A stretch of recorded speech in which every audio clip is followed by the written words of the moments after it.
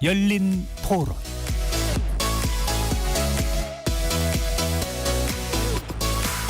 안녕하십니까. KBS 열린 토론 배종찬입니다. 매년 최저임금 협상 시기가 돌아오면 노사 양측의 입장차가 첨예해집니다. 현재 최저임금은 9,860원으로 작년 대비 2.5% 인상된 안인데요.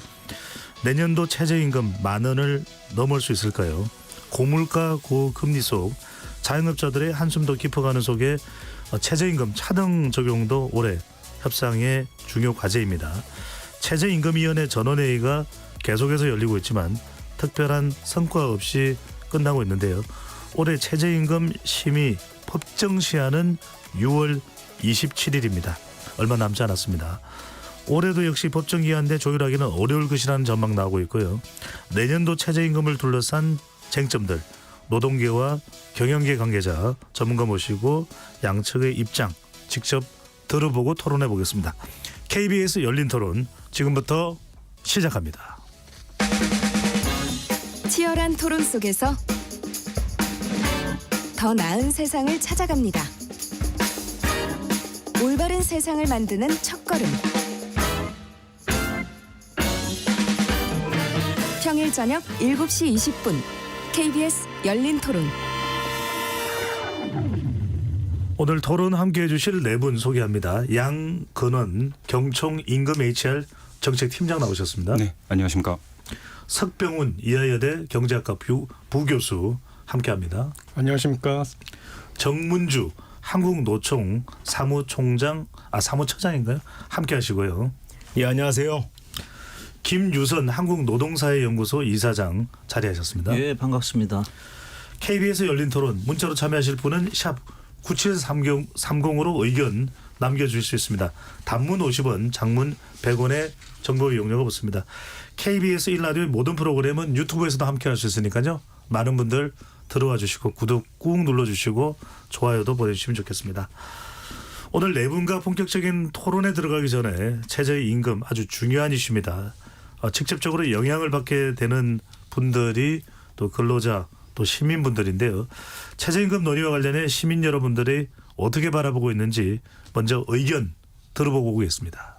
일단 노동의 질이 시간으로만 따질 수는 없는 거잖아요. 같은 시간을 일해도 힘든 일이랑 뭐 리스크가 있는 일이 있을 거고. 근데 아직까지는 위험한 일을 한다거나 이런 거에 대한 보상은 잘 이루어지지 않는 것 같아요. 특수고용직 분들은 최저임금이 보장이 되면 좋을 것 같긴 해요. 직업에 따라서 위험도도 다를 수 있고 하니까 아무래도 사무직보다는 그런 현장직들이 조금 더 위험하기도 하고 차등 적용이 되면 좋지 않을까. 우리나라에서 지금 한 200만 원 정도면 그냥 적당한 선이 아닌가. 최저임금이 오른다고 해서 일반 직장인들 월급도 그거 맞춰서 올라가는 건 아니라고 보거든요. 배달 라이더 같은 특수 고용 노동자분들 경우에는 개인 사업처럼 그렇게 계약 관계를 맺고 많이 하게 되면은 벌이가 많은 걸로 알고 있거든요. 이분들이 최저임금에 대한 기준을 적용을 해야 되는 거가 맞는지. 지금 현재 물가 인상률이나 이런 걸 보면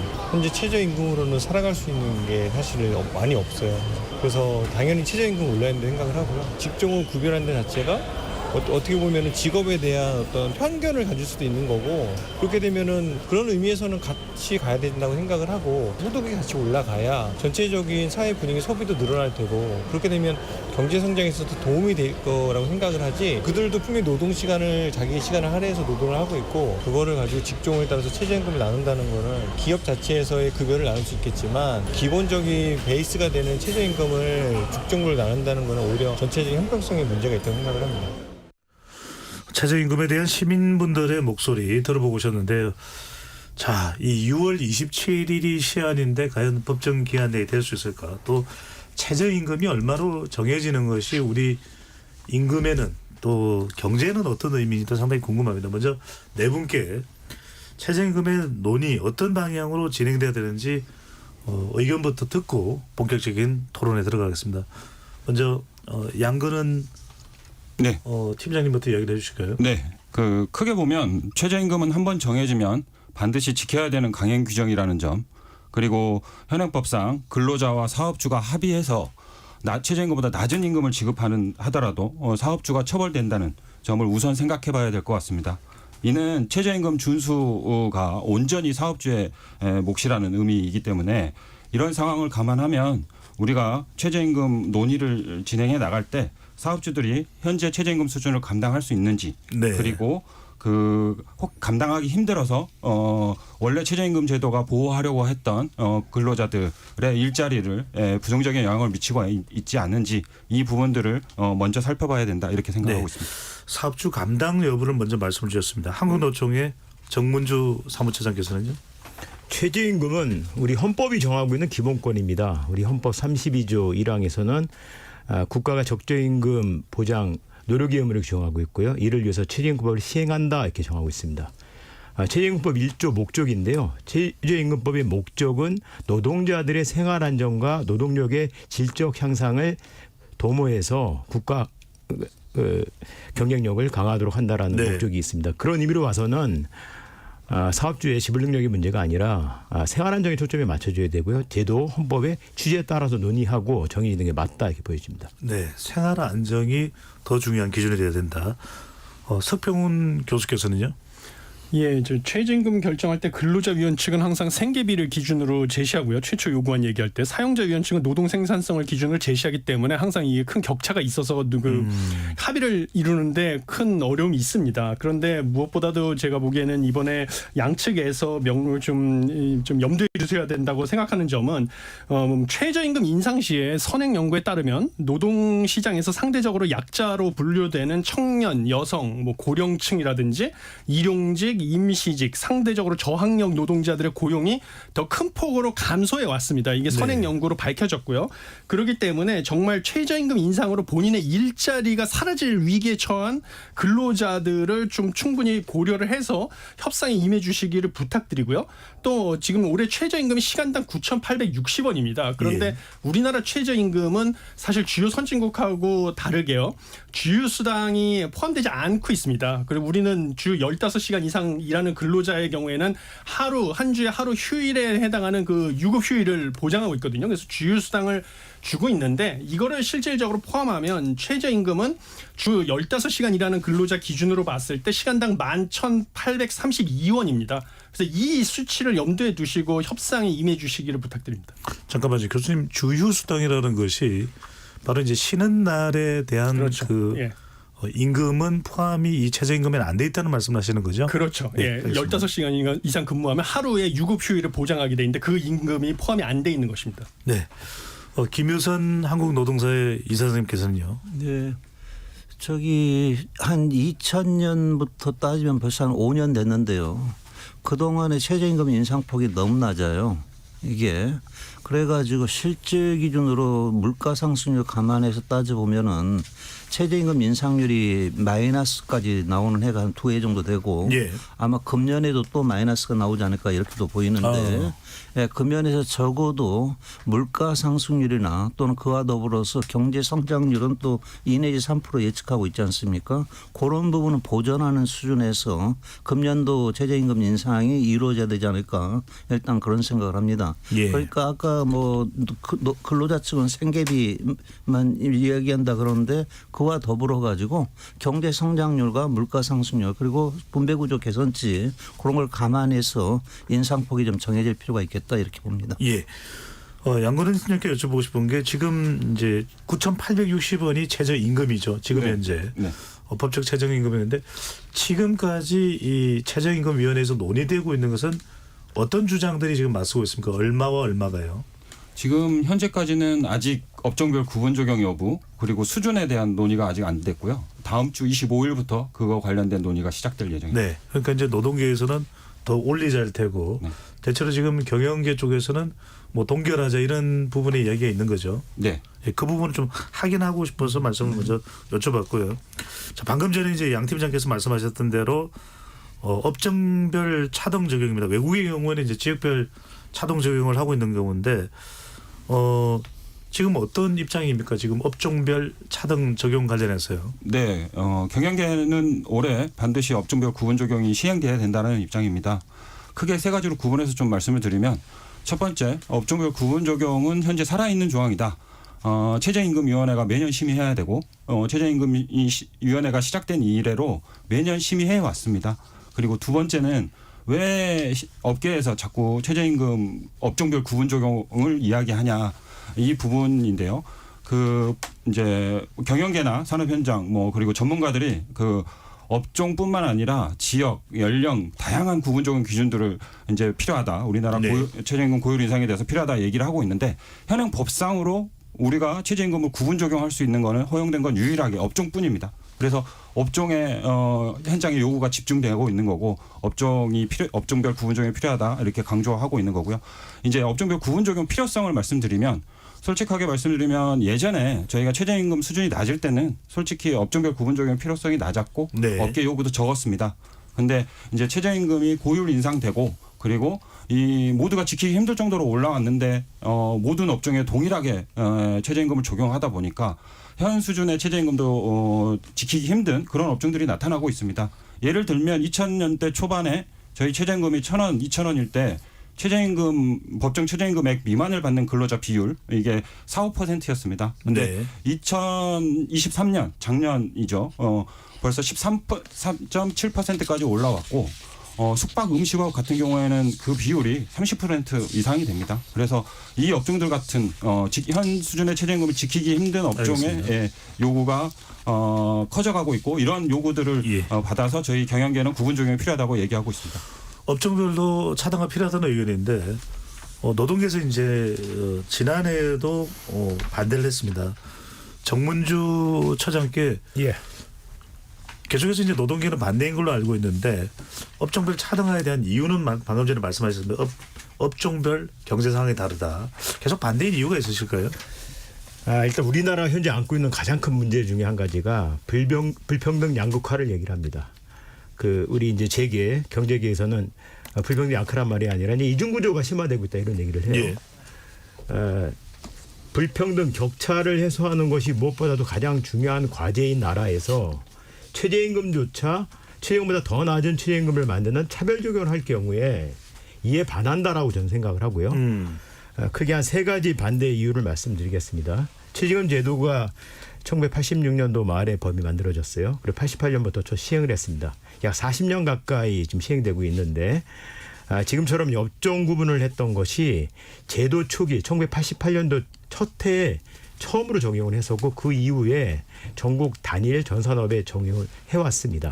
그 이유는 국회에서 1986년도 법 제정 당시에 그때는 환경노동위원회가 아니라 보건사회위원회라는 상임위에서 노동법을 심사를 했었는데요. 논의 과정에서 그런 얘기가 나옵니다.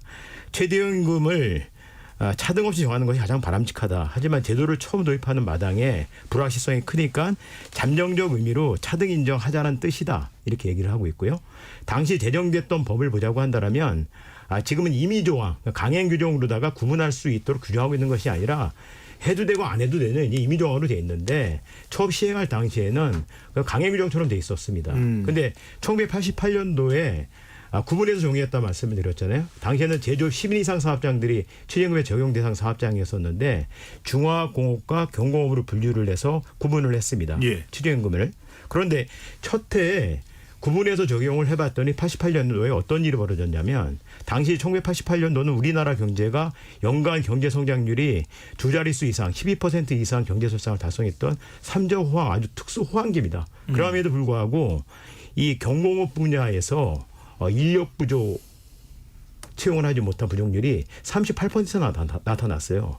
그러니까 부랴부랴 89년도에 이렇게 해서는 큰일 나겠구나. 저임금 낙인 효과 때문에 경공업 분야 자체가 잘못하면 사양산업으로 전락할 수 있겠다 싶어서 안 일르다가 40년 쭉 이렇게 끌고 나간 겁니다. 따라서 알겠습니다. 지금에 와서 이것을 되돌리자라고 하는 것을 불가역적이다라는 것이고요. 두 번째는 제가 앞에 말씀드렸던 것처럼 최저임금 제도의 목적은 사업주의 지불 능력을 고려해서 하는 것이 아니고 우리 법에서는 생계비와 임금 질적 향상, 국민경제 발전을 도모하기 위해서 만들어졌다라는 것이죠. 그런 제도에 반한다라는 거고요.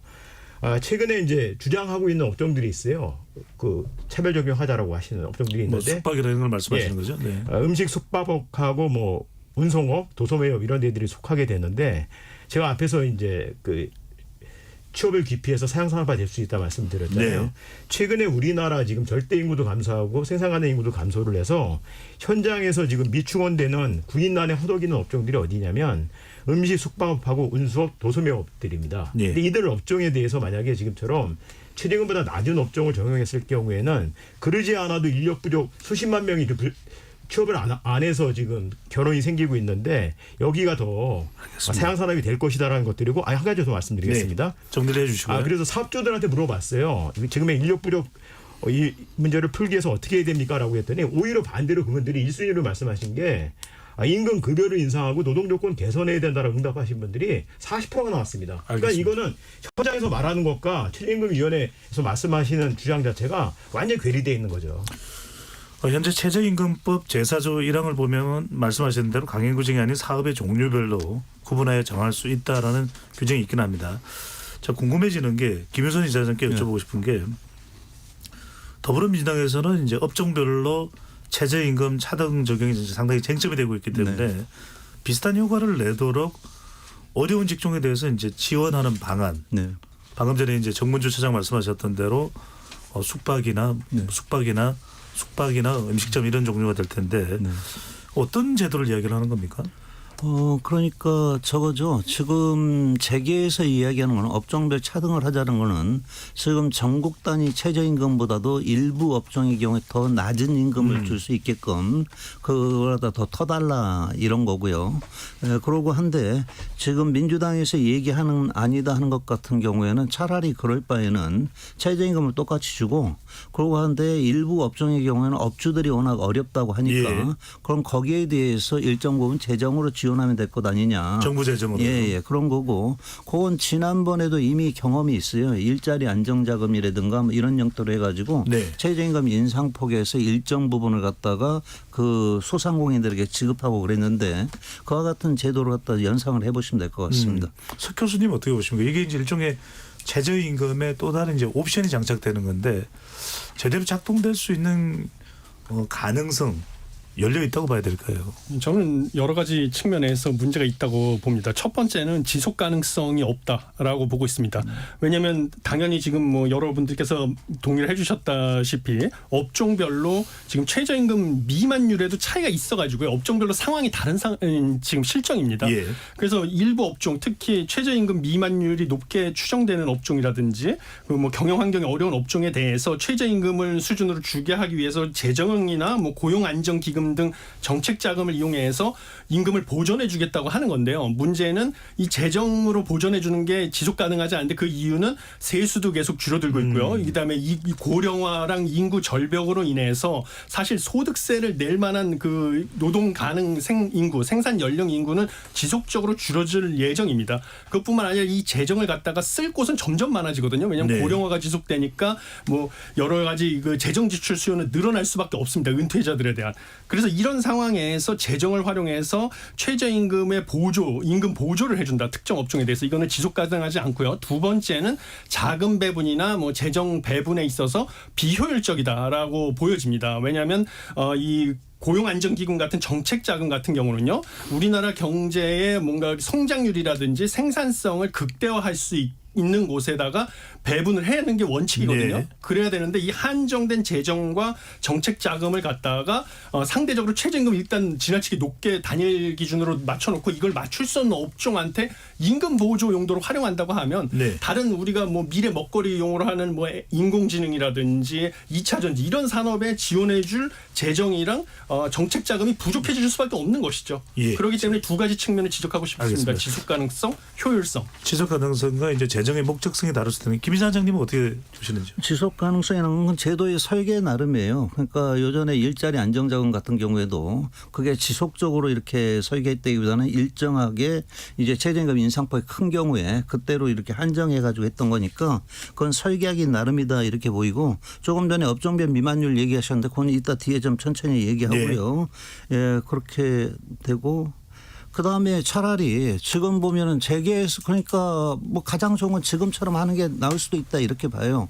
그런데 재계에서 자꾸 특정 업종 같은 경우 지금 전국 단위 최저임금보다도 낮은 임금 주자고 이렇게 주장하니까 아마 민주당이나 야당 쪽에서 같은 차라리 그럴 바에는 그분들에게 똑같은 임금을 주고 그분한테 일정하게 업주들에게 좀 부담을 좀 줄여주고 그럼 그 재정 같은 경우가 일정하게 내수 진작 효과도 볼 수 있는 것 아니냐. 그 면에서 같은 경우에는 재정 효과 갖다 보는 데 있어서는 전혀 달리 볼 수 있는 거죠. 네. 그러니까 저임금 노동자를 고용한 영세 사업주에게 최저임금 인상이 만약에 월 5만 원이 올랐다고 한다라면 약 35% 정도를 정부에서 지원을 해주는 거고요. 네. 이게 문재인 정부 때 2018년도부터 해서 2022년도 상반기까지 시행을 했어요. 실제로 그게 지원을 해줬습니다. 근데 윤석열 정부 들어서고 나면서 2022년도 하반기부터 더 이상 진행을 하지 않았던 것들이죠. 아까 세수 부족 말씀하셨는데 사실 윤석열 정부가 집권하고 나서 부자 감세 재벌 특혜 때문에 세수가 특히 많이 줄었습니다. 저는 횡재세 도입하고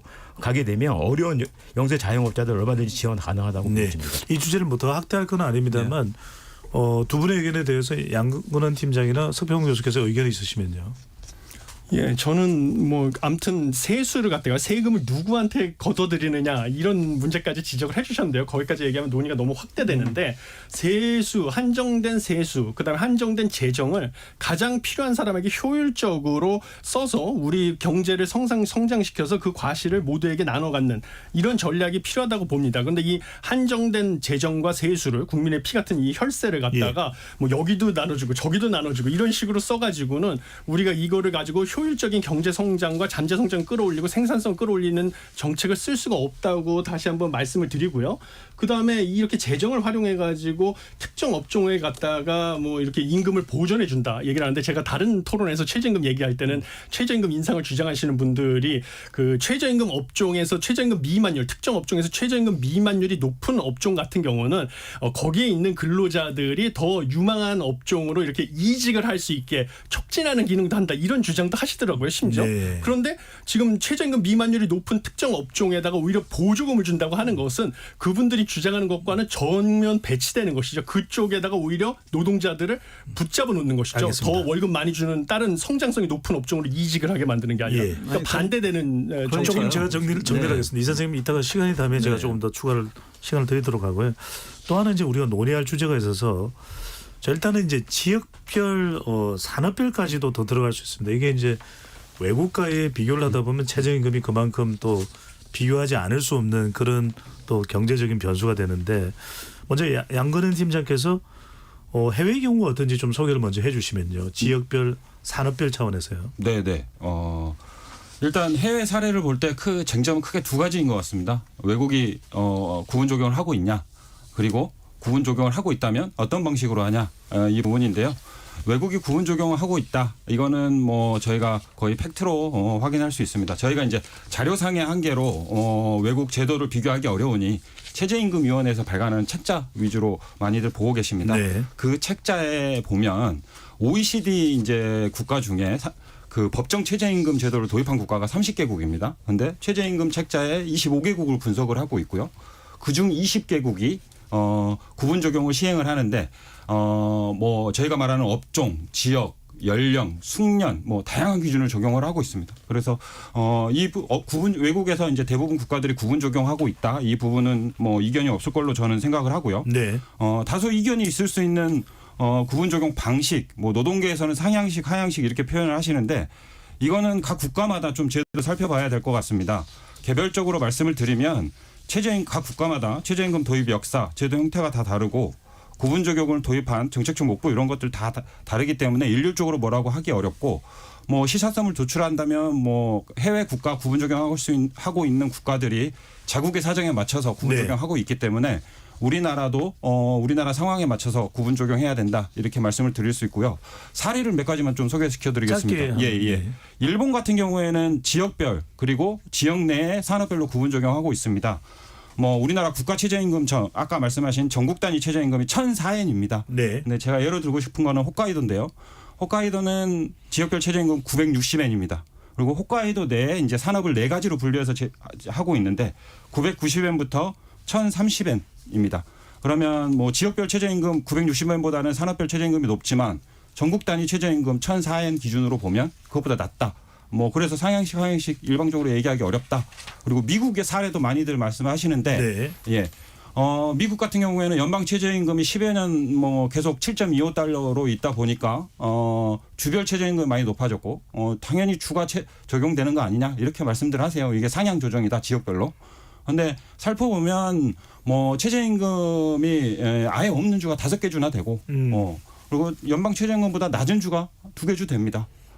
그리고 독일 사례도 보면 독일 같은 경우에는 전통적으로 이제 유럽은 노사가 자율 협약으로 의해서 최저임금을 설정을 해왔는데 이제 산업 구조도 다양화되고 업종 뭐 고용 형태도 다양화되다 보니까 단협의 보호를 받지 못하는 근로자들을 보호하기 위해서 독일 같은 경우에는 2005년에 국간의 최저임금을 도입합니다. 그래서 이제 노동계에서 말씀하시는 방식으로 얘기를 해보면 단협의 적용을 받지 못하는 사람들을 따로 떼서 나중에 이제 구분 적용을 하게 되는 방식이라고 볼 수도 있겠죠. 뭐 그렇게 볼 경우에 단협에서 정하고 있는 최저임금보다 낮은 국가 최저임금을 정하고 있으면 이건 하향식 아니냐. 그래서 방식에 따라 뭐 보는 방식에 따라 다 다를 수 있고 각국의 사정에 맞춰서 구분 적용하면 된다 이렇게 말씀드릴 수 있을 것 짧게 같습니다. 정리하고 제가 옮겨가겠습니다. 김 이사장님부터 두 분께 나머지 세 분께 다 기회를 드릴 텐데, 그럼 이 일본이나 미국이나 각 방식은 다릅니다만 지역별 또 산업별 최저임금 차등 적용을 하는데 궁금한 건 이런 겁니다. 우리가 벤치마킹을 해서 받아들일 부분은 뭔지 좀 우리가 수용하기 힘든 부분은 어떻게 봐야 될지요, 이사장님? 일단 ILO에서 얘기할 때 같은 경우에는 국제노동기구입니다. 최저임금이 여러 개가 있으면은 아무래도 최저임금 준수하기가 좀 어려워진다. 감독하기도 어려워진다. 그런 얘기를 하고 있고요. 조금 전에 말씀하신 대로 일본 같은 경우는 전국 단위 최저임금이 없어요. 그거 그냥 지역 단위 최저임금이에요. 이게. 그거 한데 미국 같은 경우는 연방 최저임금이 기본으로 있고 그거 나서 이제 주 단위 최저임금이 있는데 연방 같은 경우는 7.25달러인데 주 단위 같은 경우는 지금 15달러까지 간 데들도 있고 그러거든요.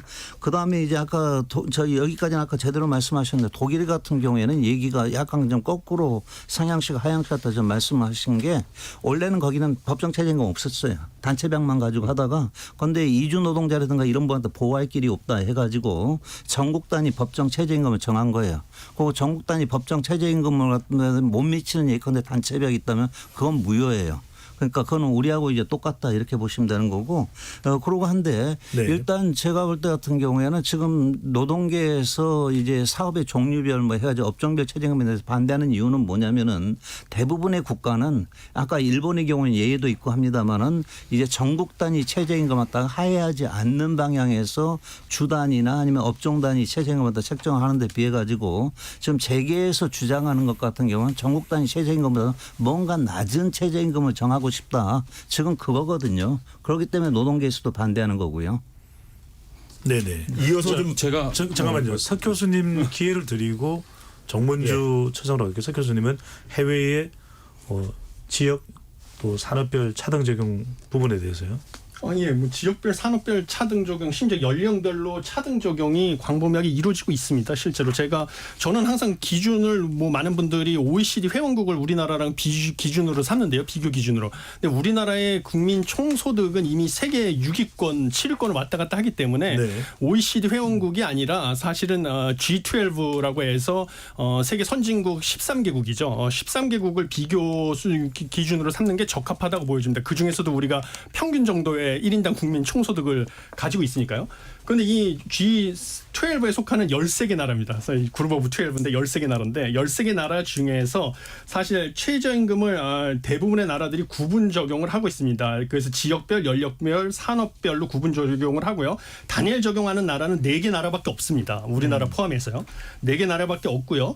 그다음에 지금 다른 나라들하고 다르게 우리나라가 그러면 지금 경총에서 사용자 측에서 주장하는 것은 국가 최저임금보다 하향 적용한다. 특정 업종 업종에 대해서 이거를 이제 문제 삼는 분들이 많이 계시는데요. 네. 그것은 국가마다 상황이 다르기 때문에 다른 나라하고 단순 비교를 할 수는 없다고 봅니다. 왜냐하면 우리나라 같은 경우는요. 뭐 예를 들면 이거는 또 이제 OECD 통계를 지금 보고된 게 있어가지고 제가 그걸 말씀드리는 건데요. OECD 통계를 보게 되면 평균적으로 봤을 때 2012년부터 2022년까지 10년 동안요. 실질 최저임금이 우리나라가 70% 증가를 했습니다. 실질이니까 이거는 재화의 단위로 측정한 거라서 물가 상승이 제외된 거거든요. 효과가 70% 증가를 했는데요. 반면에 우리나라의 노동 생산성은 28%밖에 증가하지 않았습니다. 그러니까 노동 생산성이 증가한 거보다 최저임금이 거의 뭐 2배 이상 증가를 한 거거든요. 그러니까 이렇게 높은 최저임금 수준은 이 특정 업종의 사용자들이 더 이상 감당할 수 없는 수준이기 때문에 이렇게 높은 최저임금 상황 하에서는 일부 어려운 업종에는 하향 적용이 불가피한 상황입니다. 우리나라는. 외국과는 다르게 그렇죠. 차등 적용될 수밖에 하위 적용될 수밖에 없다는 없는 거. 것이죠. 네. 정문주 차장께서. 논의 초점을 업종 차별 적용에 좁혀서 말씀을 드리겠습니다. 갑자기 뭐 인상 수준으로 또 뛰게 되면 논의가 번져버려서 포커스를 맞추기가 어렵잖아요. 국제노동기구 ILO에 가입된 나라가 한 190여 개 나라가 됩니다. 이들 나라 중에서 우리나라처럼 단일 적용 최저임금을 하는 나라가 약 53% 정도가 됩니다. 절대 다수가 단일 적용을 하고 있다는 것들이고요.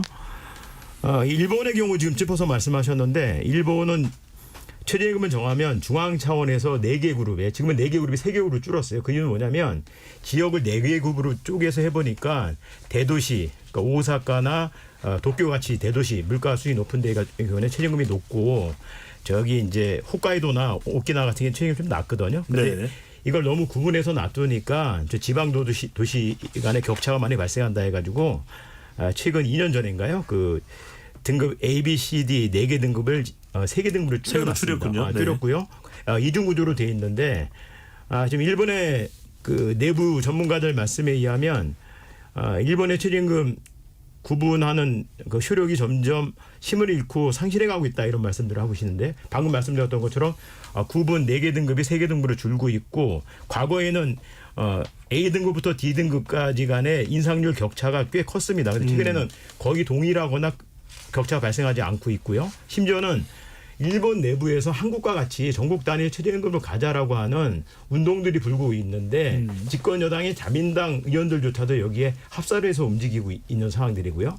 일본은 그래서 지역을 4개로 나눠서 최저임금을 적용하고 있긴 하지만 지역 안에서 별도의 산업별 최저임금을 적용할 수는 있습니다. 네. 하지만 그 산업별 최저임금이 지역 최저임금보다 낮을 수는 없어요.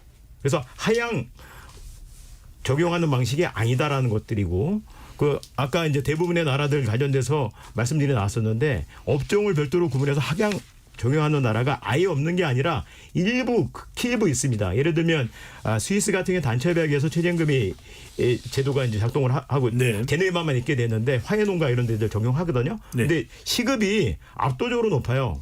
한 2만 5천 정도가 됩니다. 그러니까 우리랑 사례가 틀리고 그렇기 때문에 지금 우리나라 사용자들이 주장하시는 하향 적용, 차등 적용은 해외에서 찾아보기 드문 사례이고 글로벌 스탠다드 아니다라는 겁니다. 자, 뭐 시간이 많이 없으니까 뭐 간단하게 짧게 좀 말씀드리겠습니다. 방금 정문주 본부장처장께서 말씀하신 내용 중에 일본 자료를 확인한 결과가 있는데요. 2023년 일본 최저임금위원회 공익위원회 의견서를 인터넷에서 확인할 수 있습니다. 아까 말씀하신 것처럼 A, B, C로 줄였다. 이 의도는 과도한 지역 간 격차를 줄여나가자는 것이지 격차를 아예 없애자는 의미는 아닌 것으로 확인이 되고요. 최저임금위원회가 2018년에 일본 갔다 왔는데 그 출장 보고서에 정부, 학계 모두 전국 단일 최저임금제 도입이 현실적으로 어렵다는 인식을 같이 하고 있다. 이런 문구들이 명시되어 있다는 말씀드리겠습니다. 네, 저는 분명히 이렇게 말씀드렸습니다. 그러니까 지역 간 격차 해소가 목표가 아니라 완화를 하기 위한 목적이었다 말씀을 드렸고요. 그리고 갑자기 한국 제도로 다 변경이 가능하겠어요? 하지만 목표 지향하는 바는 한국이라는 거죠. 네. 석 교수님 혹시 좀 추가로 하실 말씀 있으실까요? 한 가지 더 말씀드리고 싶은 것은 이미 최저임금을 단일 적용을 해도요. 그 최저임금 업종별 미만율, 그러니까 최저임금을 받지 못하는 임금 근로자를 추정한 것이죠. 그걸 봤을 때는 업종별로 이미 다른 게 현실입니다. 그래서 뭐 농림업은 43% 작년 기준으로, 숙박음식점업은 37%거든요. 실제 최저임금을 실제로 최저임금 못 받는 비율을 말씀하시는 임금 거죠? 근로자의 비율이요. 그런데 지금 그게 어느 그렇기 통계를 때문에 갖고 하시는 얘기예요? 거기다가 먼저 마무리하시고 제가 기회 드리겠습니다. 네. 예. 거기다가 지금 규모별로 봤어도요. 5인 미만 사업장에서는 근로자 중 약 3%가 최저임금을 못 받는 걸로 추정이 되고 있습니다. 그래서 이런 현실을 고려했을 때는 업종별 최저임금 차등 적용이 지금 현행 법상으로 가능하니까요. 그래서 불가피하다 이렇게 보고 있습니다. 네, 김 이사장님. 네. 아니 미만율 자꾸 얘기하시는데 어느 통계를 갖고 얘기하시는 건지 모르겠어요. 아마 그 통계청 경활 부가조사 자료 가지고 얘기하시는 것 같은데 노동부 고용형태별 근로실태조사 자료 가지고 하면 전혀 다르거든요. 아까 보면은 미만율이 13.7%다 그런 얘기를 또 하셨는데 그건 가구조사니까 상당히 불확실한 결과다 하는 거는 뭐 경제학 전공하시니까 아실 거고 그러고 한데 노동부 고용형태별 근로실태조사 가지고 하면 한 3, 4% 정도 나올 거예요. 네. 그렇기 때문에 상당히 좀 수치가 다른 거를 일방적으로 좀 얘기하시지 않았으면 합니다. 미만율 이게 관련 잠깐만요. 예. 이게 뜨거운 논의가 되고 있어서 제가 양근은 팀장과 정무차장께 각각 기회를 한 번씩 더 드리고 먼저 좀 주시죠. 왜 이거를 아니 순서대로 제가 다 두번 드리니까. 말하는데 한 번밖에 안 주셔서. 아니요, 자 하시죠. 예, 그 미만율 통계 저희가 분석해서 배포했습니다. 경활 부가조사 통계, 뭐 고용 형태별 통계 둘 다 문제 있습니다. 뭐 그 부분들은 전문가들도 다 인정하는 거고요. 근데 이제 저희가 경활 부가조사 통계를 쓰는 이유는 통계가 그 다른 그 고용 형태별 근로지수보다 시계열이 안정적입니다. 그래서 네. 최저임금 수준이 얼마나 바뀌었냐, 그래서 최저임금 수용 능력이 시장에서 어떻게 변했나 이걸 볼 수 있는 건데 고용 형태별 근로실태 조사는 6월 기준 조사입니다. 그래서 원력상 근로일수가 매년 바뀌는데 이 수치가 뭐 2020년에는 전년에 비해 근로일수가 6월에 3일 늘었다. 그럼 근로시간이 11.2일 늘어났다. 그러면 당연히 임금 수준이 낮게 계산이 됩니다. 그래서 시계열이 되게 불안정하게 나오죠.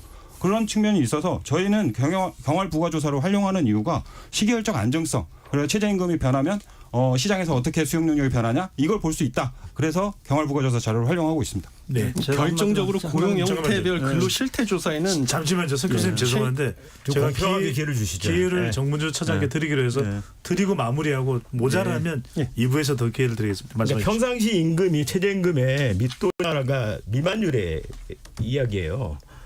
지금 두 개 통계가 있습니다. 말씀하신 대로 고용노동부의 고용형태별 실태조사가 있고 통계청의 이제 경제활동임금 부가조사 통계가 있는데 두 개의 조사 다 네. 경향이 뭐냐면 미만율이 점진적으로 계속해서 낮아지고 있는 추세다라고 하는 것이에요. 과거에 비해서 낮아지고 있다는 추세이고 이 통계가 갖고 있는 한계는 분명히 있습니다. 왜냐하면 최저임금보다 하향해서 받을 수밖에 없는 법이 인정하고 있는 감액 적용 대상자들인데 그 사람들을 두 통계에서 식별해내지 못합니다. 예. 예를 들면 수습 근로자들 같은 경우에 90%까지 지급해도 문제가 되지 않잖아요. 그런데 이들을 지금 추출해내지를 못합니다. 또 한 가지는 최근에 최저임금위원회에 제가 질의를 했어요. 파트타임들 시간제 노동자들의 그러면 미만율이 얼마큼 나오는지 좀 뽑아주세요. 이랬더니 경제활동임금 부가조사로다가 거의 49.7% 절반 정도가 미만자라는 거예요. 이건 상식적으로 말이 안 되잖아요. 이게 왜 이런 일이 벌어졌나 봤더니 파트타이머들을 노동시간을 나누는 데 있어서 그 사람이 실제 일한 시간으로 나눠야 되잖아요. 근데 풀타임 노동자의 노동시간으로 나누니까 전부 미만자로다가 둔갑해버리는 겁니다. 네. 이 통계가 일단 잘못되어 있고요. 두 번째는 미만율이 높은 업종들 아까 말씀하셨어요. 음식 숙박업 같은 경우에는 실제로 가구 내 고용자들로서 무급가족 종사자의 가능성이 높고 예. 농업의 경우도 상당히 높게 나타나거든요. 이 경우에는 우리 외국인 노동자들, 이주 노동자들이 농업 분야에 많이 진출해 있는데 이분들이 주거 식사 현물급여를 공제해서 지급하기 때문에 그 실제 조사 결과에는 알겠습니다. 미만자로 둔갑해서 나타나는 것이지 실제 말씀하시는 것처럼 예. 대단히 높지 않고 점점 줄고 있는 추세다라는 건 분명히 팩트를 확인해야 될 것 같습니다. 자, 요 정도 하고요. 1부 마무리하고 뭐 더 하신 말씀이 있으시면 2부에서 계속 이어가겠습니다. 토론이 진행되는 동안 청취자분들께서 의견 많이 보내주셨습니다. 어떤 내용인지 확인해 보겠습니다. 정의진 문자캐스터.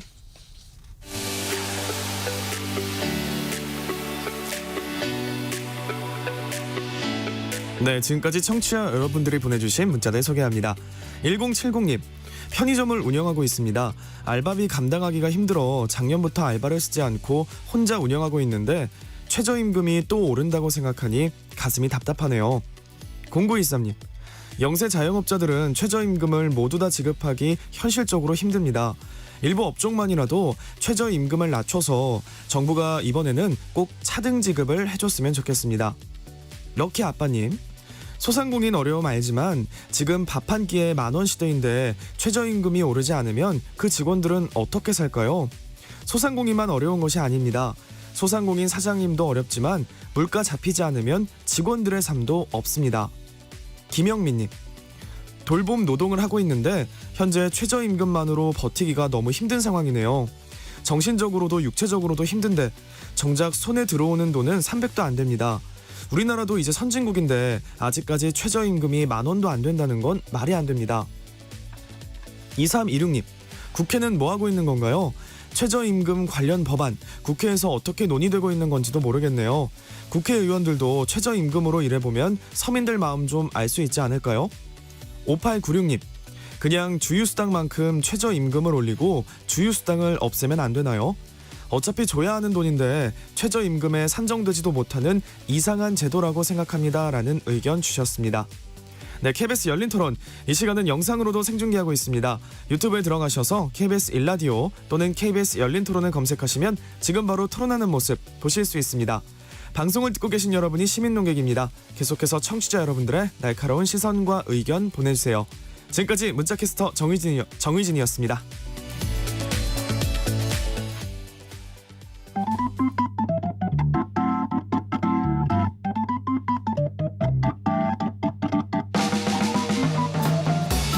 세상을 바꾸는 질문, 열린 토론이 시작합니다. KBS 열린 토론은 언제나 열려 있습니다. 단문 50원, 장문 100원의 유료 문자 샵 9730, 그리고 KBS 어플리케이션 콩으로 여러분의 의견을 남겨주세요. KBS 열린 토론 2부 이어가겠습니다. 내년도 최저임금 협상을 둘러싼 주요 쟁점에 대해서 이야기 나누고 있는데요. 스튜디오에 양근원 경총 임금 HR 정책팀장, 석병훈 이화여대 경제학과 교수, 정문주 한국노총 사무처장, 김유선 한국노동사회연구소 이사장 네 분과 함께하고 있습니다. 2부에서는 최저임금 액수 그리고 이를 둘러싼 여러 쟁점, 공방 이런 부분들 좀 집중적으로 이야기 나눠보도록 하겠습니다. 먼저 2부에서는 네 분께 지금 현재 최저임금이 9,860원입니다. 네 분이 생각하는 적정 최저임금은 얼마인지부터 좀 여쭤보고 추가 토론에 들어가겠습니다. 먼저 김유선 이사장님께서 생각하시는 짧게만 말씀 주시면 될 것 같습니다. 네. 적정 올해 결정될 내년도의 최저임금이겠죠? 단신 가구 생계비로 놓고 보면은 뭐 12,000원 이렇게도 얘기됩니다만은 네. 현실적으로 우리 사회 조건을 놓고 볼 때 뭐 금년에 두 자릿수 뭐 이렇게 인상이 가리지는 않을 것 같다 좀 이렇게 보이고요. 네. 그 면에서는 적어도 경제 성장률에 물가 상승률에 분배 구조 개선치 해가지고 적어도 한 5 내지 7%선은 올라야 되지 않겠냐 이렇게 생각합니다. 그러면 얼마 정도가 될까요? 대략요? 그럼 한 얼마 정도 될까요? 한 5,600원 가나요? 1,500원 정도로 본다면 정문주 사무처장께서는요? 지금 월급 빼고 다 올랐다 얘기하잖아요. 네. 실질임금이 최근 3년 동안 계속 감소했습니다. 실질임금이 감소했던 시기는 최근 빼고 과거에 IMF 경제위기 때 그리고 네. 글로벌 금융위기 때 말고 없습니다. 말씀 도중에 죄송합니다만 금액만 먼저 좀 짧게 말씀해 주시죠. 금액이요? 네. 굉장히 단도직입적으로 물어보시네요. 네, 왜냐하면 토론은 저희들이 더 할 테니까요. 알겠습니다. 네. 지금 생계비 기준으로 하게 되면 비혼 단신 근로자, 호롤 단신 노동자의 경우도 12,000원이 돼야 된다 이렇게 얘기를 하고 있고요. 예. 얼마 전에 지난주 여론조사 결과 하나 나왔어요. 직장갑질 리딩인가요? 거기서 직장인들 대상으로 조사를 했는데 네. 가장 많이 응답 나온 게 시급 11,000원 정도였다라고 합니다. 11.3% 정도 나오나 봐요. 그리고 저는 최근에 실질임금이 3년 연속 감소했고 이러기 때문에 실제로 국민 모두 특히 저임금 노동자들이 많이 가난해졌고 생계가 위태로워졌기 때문에 네. 최소한 최저임금은 직장갑질 의견은요? 일부가 네. 말하는 것처럼 11,000원 네. 이상은 돼야 된다 봅니다. 11,000원으로 보고요. 짧게 뭐 금액만 말씀해. 양근현 팀장께서는요? 네. 아까 얘기 나온 것처럼 뭐 최저임금 9,860원이지만 그 주휴수당, 법정 5대 보험, 뭐 퇴직금까지 하면 12,000원이 넘어갑니다. 이 수준에서 더 올라가는 것은 사업주들이 감당하기 힘들다 이렇게 보고 있고 예. 현 수준에서 뭐 동결에 준하는 수준에서 안정화돼야 된다 이렇게 예. 생각하고 있습니다. 양근현 팀장께서는 동결이고요. 석 교수께서는요? 예, 참 어려운 질문인데요. 네. 저도 뭐 개인 아까도 의견입니다. 제가 말씀드렸다시피 우리나라 최저임금에는 주휴수당이 포함되어 있지 않습니다. 지금 청취자 의견에서도 그 말씀을 어떤 분이 지적을 해주셨는데요.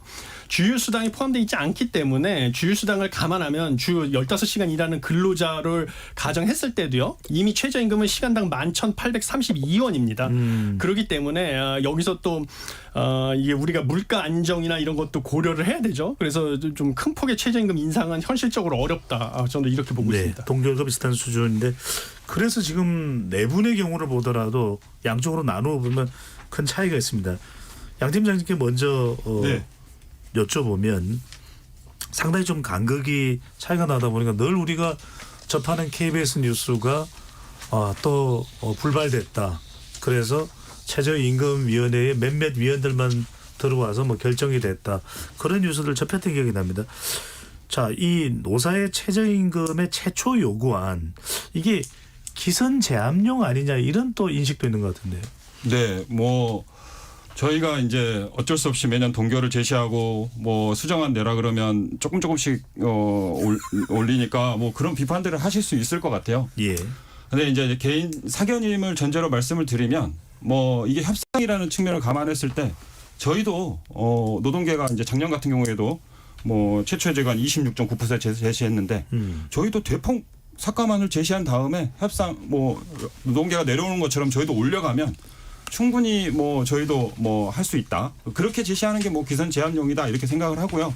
그럼에도 불구하고 경영계 위원들이 그렇게 하지 않고 뭐 작년 같은 경우에 동결을 제시를 했는데 그렇게 하는 거는 저희의 운신의 폭, 뭐 선택의 폭이 좁아지는 상황을 감수하고서라도 뭐 사업주의 지불 능력뿐만 아니라 국민적 수용성까지 감안해서 되게 어려운 길을 선택한 거다 이렇게 말씀드릴 수 있을 것 같습니다. 정본주 차장께 여쭤보면 아까 이제 직장갑질 119 이 부분도 이제 말씀을 주셨는데 소상공인연합회 조사 결과가 있습니다. 최근 조사인 것 같은데 적정 최저임금 질문에 소상공인의 64.9%가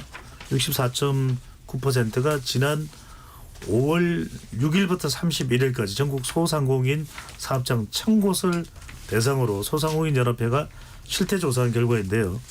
현재 최저임금보다 인하해야 한다. 이런 답변이 나왔습니다. 경제 상황에 따라서 하향 가능성을 거론한 것으로 보이는데 이 부분은 어떻게 보시는지요? 저는 영세 자영업 상당히 어려운 처지에 있다라는 거 인정합니다. 그런데 어려운 이유가 과연 인건비 때문에 어려울까? 이와 관련돼서는 여러 조사 결과를 보더라도 실제 그렇지 않다는 것들이 증명이 되고 있고요. 네. 자영업 소상공인들이 가장 어려운 이유와 관련돼서 첫 번째는 이 독립 기업주들이 아니라 자영업자들의 경우 대다수가 도급 상태에 있는 프랜차이즈 가맹점 주거나 이렇습니다. 그러니까 이분들의 경우에는 재벌 대기업들이 원청에 지휘해 있고 그들이 예를 들면 가맹수수료 수수료가 있는데 수수료가 약 35%에서 40% 정도가 돼요. 그러니까 아무리 많이 제품 판매를 하더라도 네. 이문이 남지가 않는 겁니다. 이런 가맹수수료를 좀 내려줘야 되는 것들이고요. 높은 임대료 좀 내려야 되는 것들이고 심지어는 요식업 프랜차이즈 같은 경우에는 재료비 있잖아요. 그 채소라든지 뭐 닭이라든지 이런 재료비를 자기가 원하는 시장에서 사오는 게 아니라 원청이 정해진 데서 구매를 해야 되는데 굉장히 비싼 가격에 구매를 합니다. 그러니까 남지가 않는 거예요. 그러니까 최저임금 인상 때문에 실제 어렵다기보다는 잘못된 경제 구조 하에서 재벌 대기업들의 갑질 때문에 골목 시장들까지 뻗쳐 들어온 갑질 때문에 생기는 문제들이라는 것들이고 이 문제를 바로 잡아야 된다라는 거고요. 네. 인건비가 아니라 이제 다른 비용이 오히려 자영업자분들을 힘들게 하는 요인이다 이렇게 보시는 거죠? 실제 조사 결과가 이렇게 나타납니다. 그리고 최소한 저는 그렇게 봅니다. 최저임금 협상장에 와서 최저임금 제도가 우리 헌법이 정하고 있는 기본권이고 생활 안정이 목적이 있다라고 말씀을 드렸잖아요. 그리고 아직 우리나라는 일본처럼 지불 능력을 결정 기준에 집어넣은 나라도 아닙니다. 임금 수준이라든지 생계비를 기초로 하도록 돼 있는 나라인데 삭감 동결 주장하는 것 자체는 대단히 잘못된 주장이다라는 것들이고 실제로 2007년 이후에 2017년을 제외하고 18년 동안의 작년까지 계속해서 사용자 단체들이 들어와서 삭감 3번 동결 18번 주장을 해왔습니다. 네. 이거는 제도에 반하는 거고요. 그러면 이제 도찐개찐 얘기하면서 노동계도 20% 넘게 요구한 거 아니냐 이런 말씀하실 수 있을 텐데 최소한 우리는 최저임금위원회가 발표하는 통계를 근거로 해서 생계비를 얘기했다라는 것들이고 예. 하지만 올해 국민정서 고려에서 적정 수준이 무엇인지 제시할 용의가 있고 올해 최저임금 협상만큼은 정말 제도 취지에 반하는 동결 삭감 얘기하는 게 없었으면 좋겠습니다. 이 의견에 대해서 양 팀장께서. 네, 뭐 방금 말씀하신 내용에 대해서 좀 한두 가지 지적 먼저 말씀드리고 뭐 항상 그 노동계에서는 잘못된 경제 구조가 문제다. 인건비 부담이 크지 않다. 그게 문제가 아니다. 이렇게 말씀을 하시는데 올해 4월에 농림부에서 외식업체 3,077개 사업체를 조사해서 낸 데이터를 보면 2022년 영업비용 중에 각 항목이 차지하는 비중이 나오는데 식재료비 42.4%, 인건비 33.2%, 임차료 9.6% 이 수준입니다. 인건비가 상당히 부담을 주고 있고 23년에 외식업체 경영상 어려움 응답한 비율을 보면 식재료비 91.4, 경쟁심화 89.3, 뭐 인건비 상승 75.2, 인건비가 분명하게 사업자들에게 큰 어려움을 주고 있다 이렇게 말씀을 드릴 수 있을 것 같고 말씀 주신 뭐 경제 상황에 따라 하향 가능성 당연히 필요하다 그렇게 생각하고 있습니다. 네. 자 앞서 이제 이 정문주 처장께서 말씀하신 직장갑질 119 조사는 여론조사 기관인 이제 글로벌 리서치가 지난달 31일부터 이달 10일까지 조사한 내용이고요. 자세한 내용은 조사 기관의 관련 발표 내용에서 확인 가능할 것으로 보입니다. 자, 이 문제도 좀 네 분께 좀 토론을 간단히 해봐야 될 것 같습니다. 아까 이제 석 교수께서도 계속해서 우리의 최저임금이 급속도로 많이 올라왔다. OECD 국가와 비교해서 즉 또 설정되어 있는 상한선조차도 OECD 국가와 비교하면 상당히 높다. 그런 근거가 어디에서 있다고 봐야 될까요? 그러니까 아까 말씀드린 그 물가 상승 10년 2012년부터 2020년까지 물가 상승률을 제외한 실질 최저임금의 상승폭이 그 노동 생산성의 상승폭이 2배 이상이 된다는 것이 일단 우리나라가 최저임금이 지나치게 빠르게 올라왔다라는 것을 증명하는 단적인 예다라고 보시면 되겠습니다. 뭐 그리고 그 외에는 뭐 제가 개인적으로 제가 2022년에 좀 국제학술제 발표해가지고 여러 언론에 보도됐던 네. 그 논문도 있거든요. 그 논문의 연구 결과에 따르면 그 당시에 지난 정부에서 소득주도 성장 정책을 추진하면서 최저임금을 뭐 사상 최대치인 16% 가까이 올리지 않았습니까? 그랬더니 이제 제가 최신 그 거시 경제 모형을 이용해서 분석을 해봤더니 장기적으로 오히려 고용을 3.5% 감소시키고 우리 국내 총생산을 1.0% 줄인다라는 연구 결과가 나왔거든요. 뭐 그런 식으로 봤을 때 이 지금 현 상황에서 우리가 최저임금을 갖다가 지나치게 뭐 16%까지 올린다든지 뭐 이러면 이제 장기적으로 고용 감소 효과 때문에 우리의 그 GDP 경제 성장률이 낮아지는 건 불가피하다 이렇게 보고 있습니다. 김 이사님. 일단 최저임금 국제 비교할 때 같은 경우 OECD 홈페이지에 들어가면요. 그 최저임금 액수나 또는 비율이 쭉 나와요. 네. 근데 최저임금 액수로 놓고 보면 한국 같은 경우가 OECD 국가 중에서 한 중간 정도로 일단 나오는데 요즘 보면 우리나라가 전반적으로 경제 수준이나 임금 수준이 올라가 가지고 임금 역시도 전반적으로 한 중간 정도 가지 않습니까? 그거하고 반영하고 있다 이렇게 보이고요. 그다음에 인상폭이 상당히 가파랐다 그런 얘기를 했다 하는데 그거는 그전에가 지나치게 낮으면은 가파를 수 있는 거예요. 그 부분 자체는. 기저효과에 따라서요. 예, 예. 그리고 조금 전에 최저임금 인상 때문에 고용에 뭐 부정적 효과가 뭐 3.5%다 그러는데 그건 연구자마다 결과가 다 달라요. 통계적으로 유의미한 결과가 발견되지 않는다. 그와 같은 것도 좀 상당히 많다는 말씀드리겠고 오히려 제가 드리고 싶은 말씀은 이제 대체로 2018년, 2019년 최저임금 인상폭이 높았다 하는 거 가지고 얘기하는데 벌써 6, 7년 전 얘기예요. 근데 2020년부터 지금까지 지금까지 5년을 갖다 놓고 보면은 최저임금 인상폭이 물가 상승률을 거의 못 따라가요. 거의 뭐 똑같이 와 있는 거고, 그거 아까 뭐 저기 보면은 지금처럼 물가가 뛰는 상태에서 아까 소상공인 연합회에서 조사 결과가 뭐 인하해야 된다는 응답이 이렇게 많이 나왔다는 건 워낙 어려우니까 뭐 심정적으로 그런 얘기를 할 수는 있겠다 네. 이렇게는 보이는데, 일단 지금처럼 물가가 뛰는 상태에서 최저임금을 오히려 낮출 수 있다 이렇게는 제가 볼 때는 재계나 소상공인들도 생각하지는 않을 거다 이렇게 말씀드리겠습니다. 석 교수님 반론 혹시 있으신지요? 뭐 지금 하신 말씀에 대해서 뭐 제가 보기에는 이제 데이터에 대해서 추정을 했을 때 최저임금 인상이 고용 감소 효과가 유의미하게 없다라고 하는 뭐 연구들도 있습니다. 그런데 그 연구에서 주장하는 메커니즘이 포함시켜서 우리가 거시 모형을 이용해서 계산한 결과거든요. 그래서 그 메커니즘은 뭐냐면 기본적으로 최저임금 소폭 인상했을 경우에는 상대적으로 생산성이 낮은 근로자들은 일자리를 잃게 됩니다. 그것은 우리가 데이터에서도 관측이 되는 건데요. 반면에 이제 노동시장에서 고용되어 있는 노동자들의 평균적인 생산성 올라갑니다. 그러니까 기업들이 그 노동자들을 이용해서 투자를 늘려서 그 노동자들이 자본, 기계 설비를 더 효율적으로 사용하게 하는 그런 효과가 있거든요. 그래서 최저임금 소폭 인상했을 때는 노동자들, 고용을 유지하는 노동자들의 평균적인 생산성 올라가니까 기업이 투자를 늘리는 이 투자 증가 효과가 있는데, 최저임금을 지나치게 크게 올릴 경우에는요, 고용을 감소시키는 효과가 투자를 증가하는 효과보다 더 부담이 커서 크기 때문에. GDP가 떨어지는 것이죠. 그래서 이것은 뭐 경제학에서 입증된 사실입니다. 동태 모형을 최저임금 인상의 효과 정문주 영향에 대해서 차장 좀 먼저 말씀을 기회를 드리겠습니다. 드리고 양 팀장 네. 갈게요. 단정적으로 부정적이었다라 얘기하는 것 자체는 연구 결과에 따라 상반되게 나온 것들도 많기 때문에 뭐 학자로서 주장할 수 있긴 하지만 이게 뭐 진리이고 정답이다 얘기할 수는 없는 것들이고요. 오히려 최저임금 올리고 나서 소득 분배 구조가 개선이 돼서 불평등 많이 완화됐다. 그리고 2017년도에 최저임금이 16.4%가 올랐잖아요. 이거 이제 많이 올랐다라고 계속 네. 회자가 됐는데 그 8년 전 얘기입니다. 이 당시 마지막 최저임금 협상 결정을 노동자 위원들만 공익이 남아서 결정한 게 아니라 사용자들도 끝까지 남았었습니다. 그때 사용자 위원들이 제시했던 최종안이 13%였어요. 협상의 결과물이지 이게 한 일방이 그냥 막 끌고 나서 올린 게 아니다라는 것들이고, 당시에 고정에 약간 부정적이 아니냐라는 논란이 있었는데 확인해 보니까 우리나라 생산 가능 인구가 2017년 기점으로 줄어버렸거든요. 인구 감소 효과다라고 얘기 나왔던 바들도 있다. 이런 말씀 드리고요.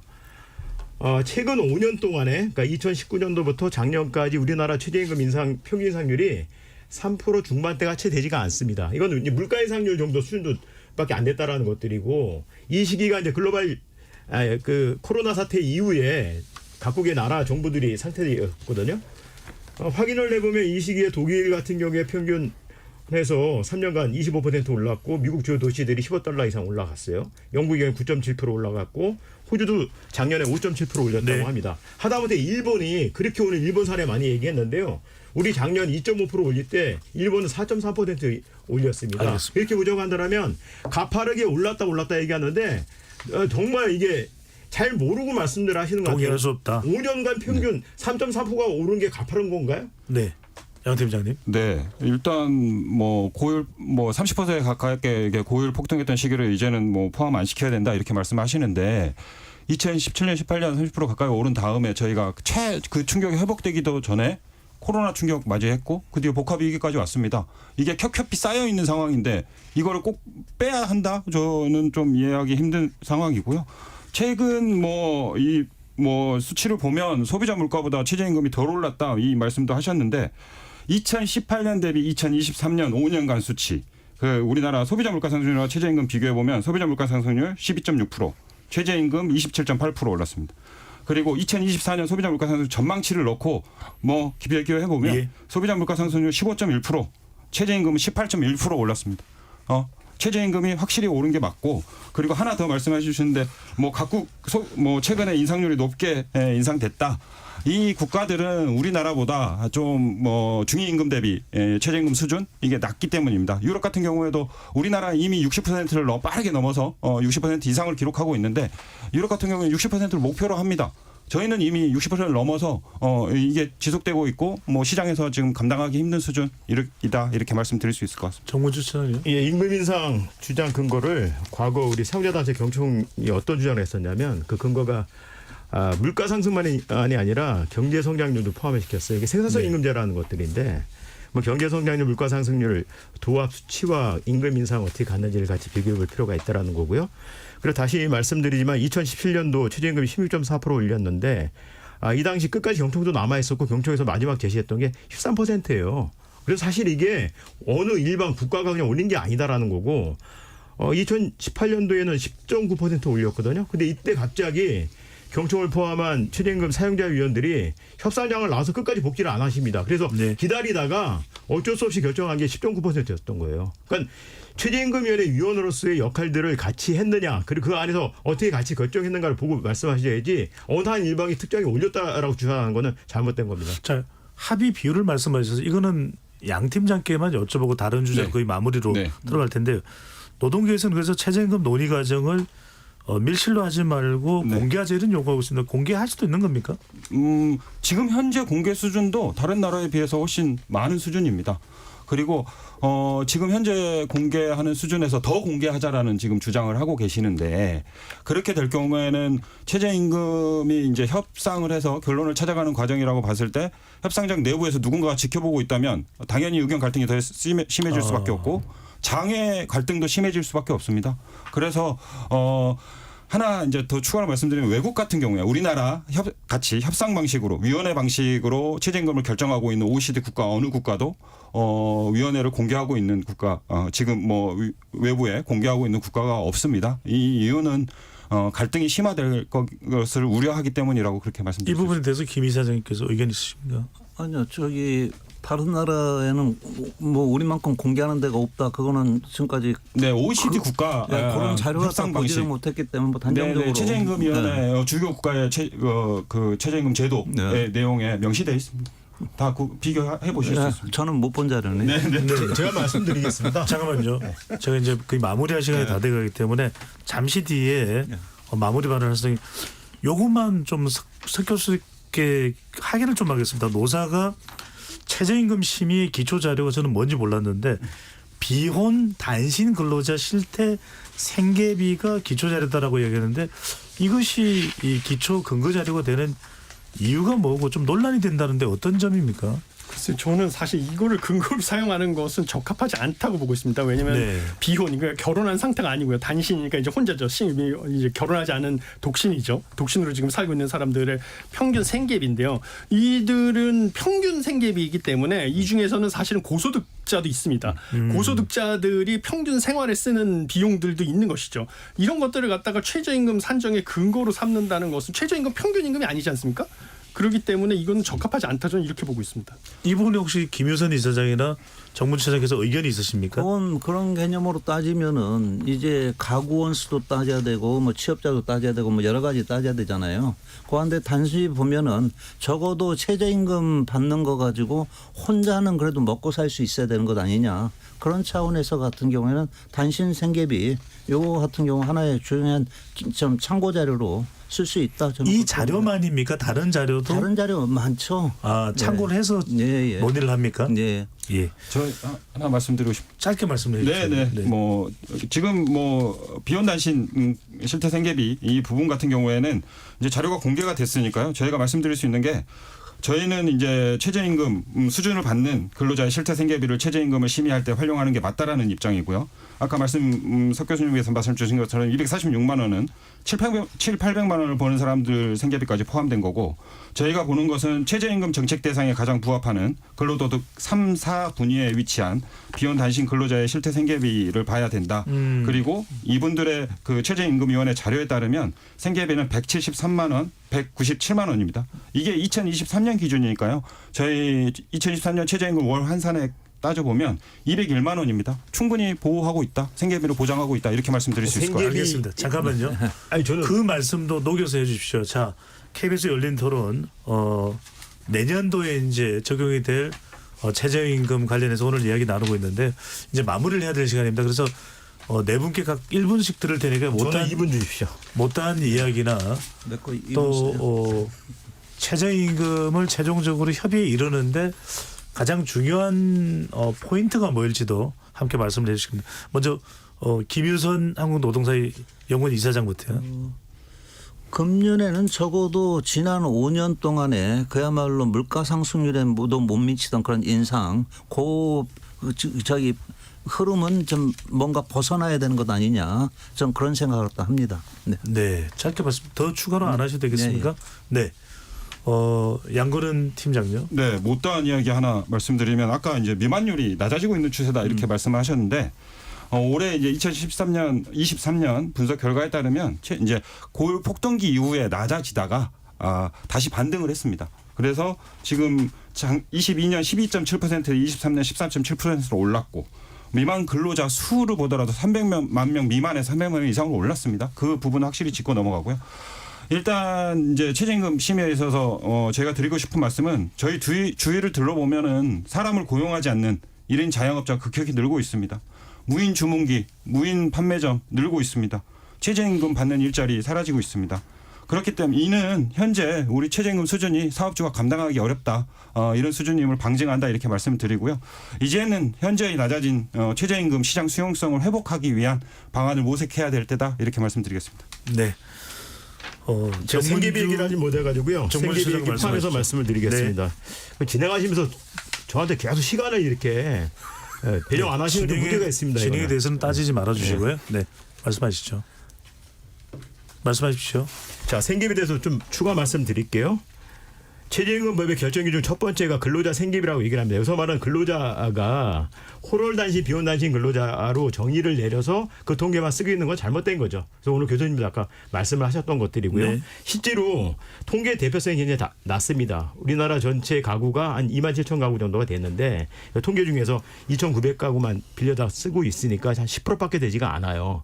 그리고 실제 가족 단위 생활을 하고 있습니다. 우리가. 그래서 최저임금위원회 확인을 해보니까 평균 가구 원수가 2.4인이라고 얘기해요. 이렇게 보면 2.4인의 가구가 생활하는 생계비를 찾아내서 확인하는 것들이 바람직한 방향이 되겠죠.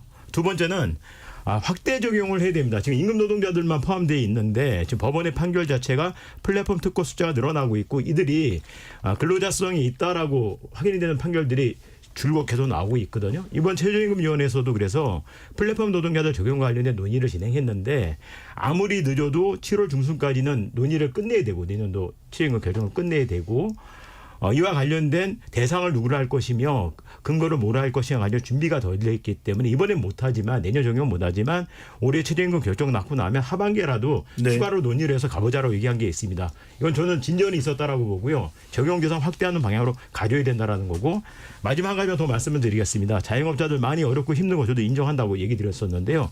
이 문제를 풀 수 있는 것은 최저임금위원회가 아니라 정부가 경제민주화 차원에서 공정거래 제대로 하고 재벌 대기업들 갑질 못하도록 단속 철저하게 하는 것들이 방향이라고 생각합니다. 네, 시간 충분히 드렸고요. 오늘 토론에서도 특수고용 노동자 이야기를 못한 건 좀 아쉽긴 합니다. 석 교수님 마무리 발언해 주시죠. 예, 저는 아까부터 말씀을 드렸었는데 최저임금이 인상될 경우에요. 일자리를 가장 많이 잃는 계층은 노동시장에서 상대적인 약자들입니다. 청년, 여성, 고령층, 일용직, 임시직 등이거든요. 그런데 이 일용직, 임시직 대부분 포함되어 있는 비정규직의 노동조합 가입률은 3%밖에 안 됩니다. 2023년 8월 경제활동 인구조사 결과에 따르면요. 반면에 정규직들은 약 18%가 됩니다. 노조 가입률이. 그런데 지금 근로자위원들의 구성을 보면요. 양대 노총 관계자 위주로 돼 있거든요. 그래서 이분들이 사실 정규직 근로자 같은 경우는 최저임금이 인상이 돼도 일자리를 잃을 가능성 극히 낮거든요. 대신 최저임금을 본인들의 단체 임금 협상의 좀 기준점으로 삼기 때문에 많이 올라가면 올라갈수록 유리할 수가 있습니다. 단체 임금 협상에서. 그렇지만 노조의 3%밖에 가입이 안 돼 있는 이 비정규직 근로자들은 최저임금이 크게 인상되면 당장 일자리가 잃어버리기 때문에 주시죠. 예, 생계가 없어지는 거거든요. 유지가 곤란해지기 때문에 다 앞으로 근로자위원회에서 이 비정규직 이 노동자들의 대표성을 높여야 되고요. 올해도 지금 여기 정문주 차장님도 계시지만 이분들을 좀 생각해 주시기를 부탁드립니다. 예. 자, 네 분 토론 감사드리고요. 이것으로 모두 마무리하겠습니다. 저는 배종찬이었습니다.